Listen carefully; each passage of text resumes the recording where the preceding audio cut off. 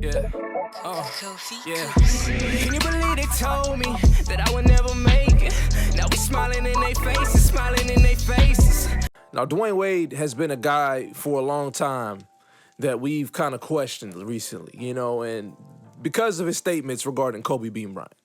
I mean, for me, it has to be the Paul Gasol statement. That to me was something that was outlandish, that didn't make any sense. And just be quite frank, who the hell do you know that really had Paul Gasol winning Finals MVP over Kobe Bryant? I need you to let me know right now. But for this clip was interesting to me because Dwayne Wade is giving his top 7. Now, top 7 is kind of weird. Maybe he's saying top 7 because he don't want to include 10 players. Maybe he just don't want to leave people out. I don't know. Very odd. But Dwayne Wade isn't saying anything that we, don't know. Most of the people who do have LeBron ranked above Kobe, most of the time are just really LeBron stans, or people don't understand the game of basketball. Because most NBA players that played against both or who had the eye test will always tell you that Kobe was a better player. Now, if you guys don't know what I'm talking about, I'm referencing this clip right here. Let's get right into this video. So for me, Michael Jordan is when it started for me. So I go MJ, I go Kobe. They were the same player. Man, like you saw one, you saw the other. So I go Kobe, and that's number 8 and number 24. Number 8 was a bad boy too, by the way. Nice. I go obviously LeBron. Getting a chance to watch him play, but I got a chance to see him up close and personal for 4 years in a row. I've never saw a greater basketball player when it comes to the way he plays this game in person with my own eyes. Like I watched Jordan from afar. The way LeBron played this game is just incredible. Okay. And then from there, I go with AI. I mean, just one of my favorite players, man. Just a little dude who there's nothing you can do with him. The way he was just a giant killer, bro. He attacked everybody in front of him. And he did it with so much swag and pizzazz. And like, bro, he just was just confidence walking. Like he just had his exuded confidence. I go with Steph Curry. To watch Steph, to see him from, college, to watch him come into the pros very early, then watch when he took over the pros, when he took over the league. I've never seen a player take over the league at midpoint in. Like most of the time they come in like LeBron or Kobe, obviously early on in his career winning championships, but Steph just did it in a whole different way that we know none of us seen coming. It was just like, if somebody just walk up on you and just start hitting you with haymakers and you ain't know y'all had some beef. That's kind of how Steph took over the league. Like you ain't know we had beef and he was just hitting us with haymakers. I go with Steph. What's that, 5? Yeah. Big Shaq. Big Diesel. I've never seen a more dominant force play this game. I love when a big guy, especially at that era, play like a big guy. He was dunking on everybody, dog. He didn't care. What's the rims down? Bro, I love it. Like at that era, you just want to. Now the game has changed. You want to see big guys be able to shoot that, out to the 3 and all those things, and be able to pass. And back then, throw it in the post, and I want to see you boom, boom, boom on somebody. Kevin Garnett was one of the most versatile players that I've ever seen play the game of basketball. I remember being in awe of watching, somebody at his size pick up 94 feet, will guard the guard, but then get back to his man.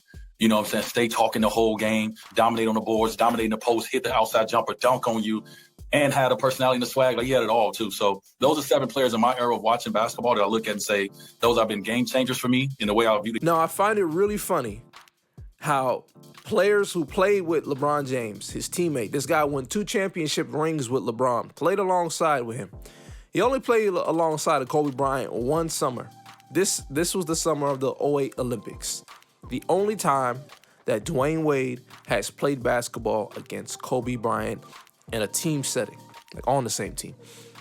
And in that season, that one, is that even not season? I don't know. That Olympic game stretch, Dwayne Wade witnessed something that he's probably never saw from any other player before. That man, Kobe, worked harder than every player on the team. If you didn't watch the Redeem Team documentary on Netflix, check this out. Please check this out. That was so much fun. Come back to the hotel about 5:30 or 6 in the morning, and guess who's in the lobby on his way to the gym? Kobe is downstairs in the lobby with his bag and his sneakers and his gloves, like weightlifting gloves. And we're like, yo, where you, like joking, like where the fuck you going? Like, where you going, bro? I'm going downstairs. I'm going to the gym. Because Kobe Bryant was on the elevator getting ready for a workout or coming from a workout, one of the two, while all the other players were just coming in from the club. So as these dudes are going out in Vegas, that's where they had the practice facility for the Olympics, this guy Kobe is already working.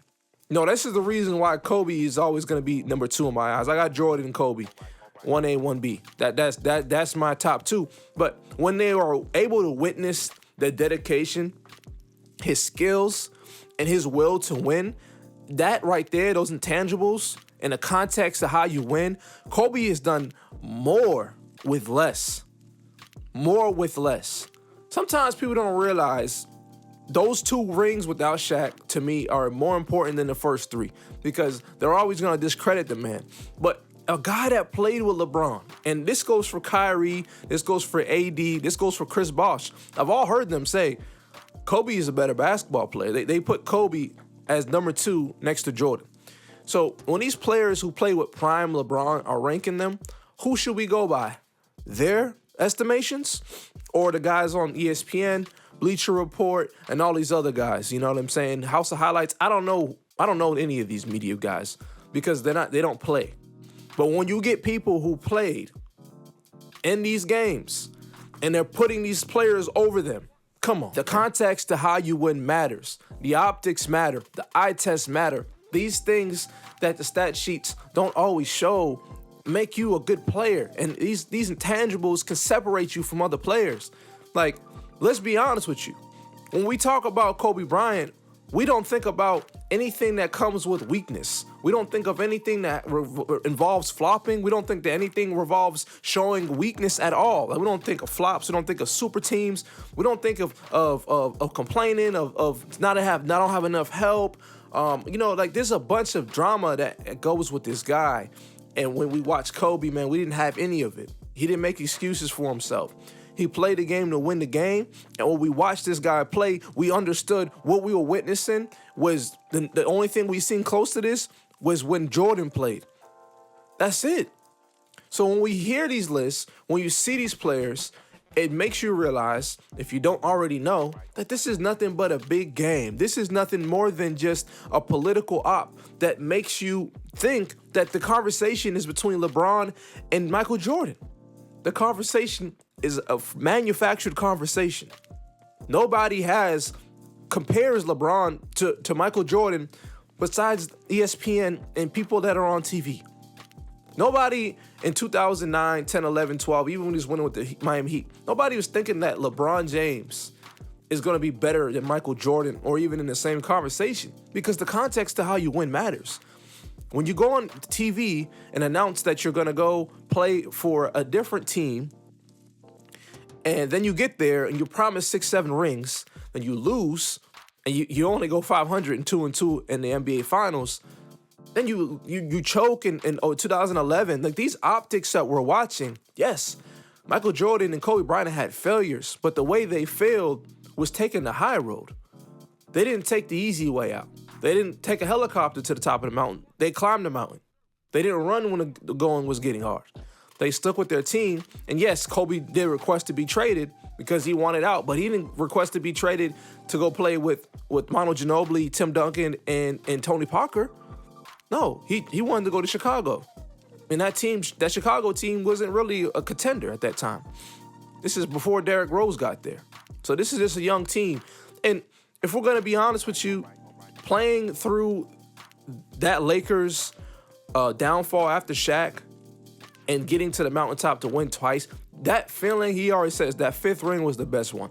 Now, think about that. You go and you compare that to winning 2 with 2 All-NBA superstars next to you. The context of how you win and how you win is always going to matter. And that's the reason why these players respect Kobe so much, because he didn't cheat the game. He left it all on the court. And even though he didn't have many years that he played in his prime after, because he got hurt, like he had a good chunk of years, don't get me wrong, but I'm saying when the Lakers were losing towards the end of his career, he didn't have too many years left after that, but he maximized those years as his body was falling apart. He maximized those years, and then what he did in those years was win 5 rings, 1 less than Jordan, same amount as Tim Duncan. That's what he did. And for a player to have all the help in the world, to play with super team after super team, to play with Luka, to play with AD. He played with Russell Westbrook and Melo and Dwight Howard and AD. Then he plays with Luka. Then he goes and he plays with Kyrie Irving and Kevin Love. Then he plays with Chris Bosh and Dwayne Wade. Those are freaking all amazing rosters, yet you couldn't get the job done. So we know that you have all this help. You don't think Kobe's sitting there like, damn, you think if I had D-Wade and Bosh, I'd just get 2? Man, Kobe like, I'll get 4. I had Shaq and I got 3 in a row, and it was just Shaq. Never mind 2 superstar type all caliber players next to me. You don't think these people will see these, you don't think players like, superstar guys that played in different decades, like, look at Tracy McGrady. He's saying it, looking at shit like, yo, I could have done this with that. That's the mentality of these players. So just think about, that's their mentality. And then you're gonna sit there and get online and tell us that Kobe's the 11th best player. Then you got players who played in the era who know, man, if I had maybe another guy to help me, if I had another this, if I had another that, maybe my legacy changes. So you don't think that a prime Kobe on the Miami Heat, you don't think that they win more? You don't think that Kobe's like, man, I took Paul Gasol, who was not better than Chris Bosh and Dwayne Wade. It was just me and Paul. Yeah, Bynum was there. Yeah, Odom was there. But they weren't superstar. None of them were superstar guys. These guys were all NBA superstar level talent. Chris Bosh and D Wade. Kobe maximized less, and they made it more. And that's why players respect him. The mentality's there, the drive to win, the will to win, and just the straight up legacy and impact that he left. That to me, and him being the second closest player, the closest thing to Jordan, that to me is the reason why players respect the guy.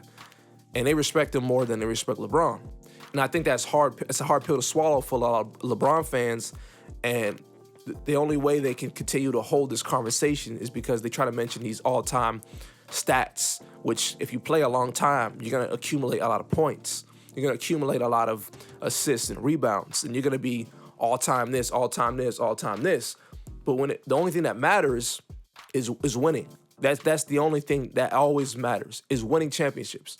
And then when you win those championships, the context of how you win those, that's the most important thing. So let me know what you guys think about this. Is Dwayne Wade tripping? Or is he, by doing a top 7? Is Dwayne Wade, dissing LeBron, would you say?